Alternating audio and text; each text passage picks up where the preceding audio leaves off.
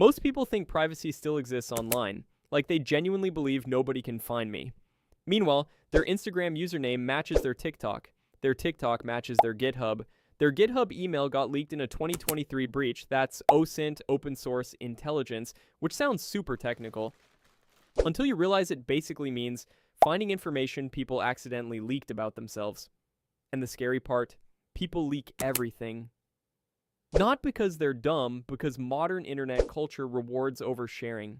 A few years ago, OSINT felt niche, detective stuff, government stuff, something only investigators cared about. Now, it's one of the most powerful skills in cybersecurity.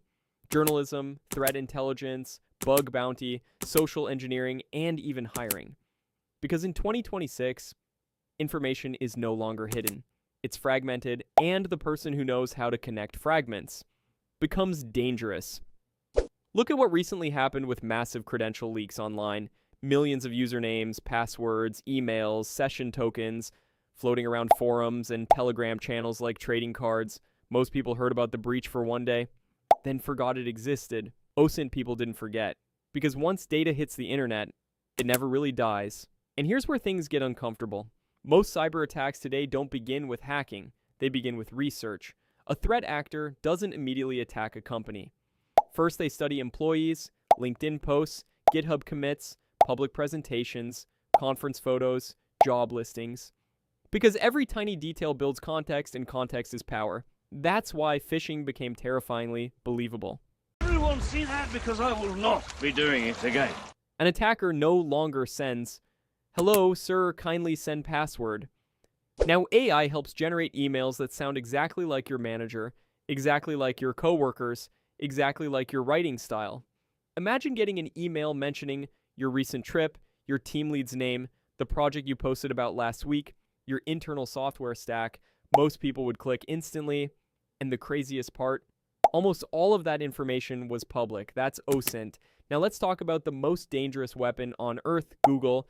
Just this January, a security researcher found a massive 96 gigabyte database sitting wide open on the web. No password, no encryption, just 149 million login credentials, including 48 million Gmail accounts, exposed because someone forgot to close the digital door. You think you're safe? Attackers use dorks like these to find gold mines in seconds. People underestimate Google so much because they only use it for just Googling. Meanwhile, OSINT researchers are using advanced search operators to uncover exposed PDFs, cloud buckets, login portals, leaked documents, and forgotten infrastructure. One badly configured server, one indexed document, one exposed backup, and suddenly sensitive information becomes searchable to the entire internet. That's why Google Dorking became legendary. OSINT tools are both amazing and incredibly annoying. You could spend 3 days manually searching for someone, or you could use McGray. It's an evolution of the old tool Sherlock. It checks over 3,000 sites instantly to find where a username lives. You type a username, and it scans hundreds of websites instantly.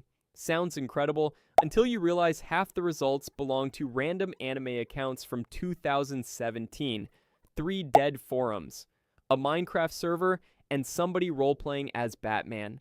Automation saves time. Until it creates more work. That's basically cybersecurity in one sentence. Every photo you post is a snitch. Even if you strip the GPS coordinates with EXIF tool, you're still leaking clues. And then there's metadata. Oh, metadata is evil. Because people think deleting a caption removes information. No, sometimes the photo itself is snitching on you.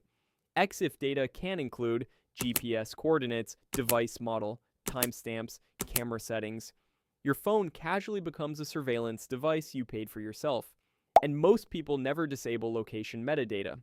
One photo, that's all it takes sometimes. A beach picture, a car photo, a cat sitting near a window, and suddenly somebody knows your city, your time zone, your routine, your apartment orientation. That sounds insane until you realize investigators do this constantly. People have been located from reflections in sunglasses, store signs in windows, unique building designs, background mountains, electrical poles, train tracks, and weather patterns. There are people online who can identify locations from road cracks. And if you ever get overwhelmed by the insane number of OSINT tools out there, There's actually a website called OSINT Framework that maps almost the entire OSINT world for you. Username search tools, metadata analysis, domain investigation, dark web research, social media tracking, breach data, geolocation. Everything organized into categories like a giant intelligence tree. It's basically the place where beginners realize OSINT is way bigger than just Googling people. And that point, OSINT stops feeling like cybersecurity, it starts feeling like digital schizophrenia. You begin zooming into every image like, bro, what the hell is that in the background? Your brain gets permanently damaged and then AI entered the picture. That's when OSINT became terrifying.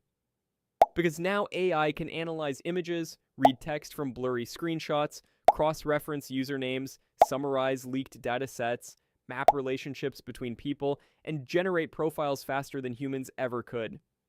What used to take researchers days now takes minutes. That changes everything. Companies use OSINT for threat intelligence. Attackers use it for targeting. Journalists use it for investigations. Bug bounty hunters use it for recon.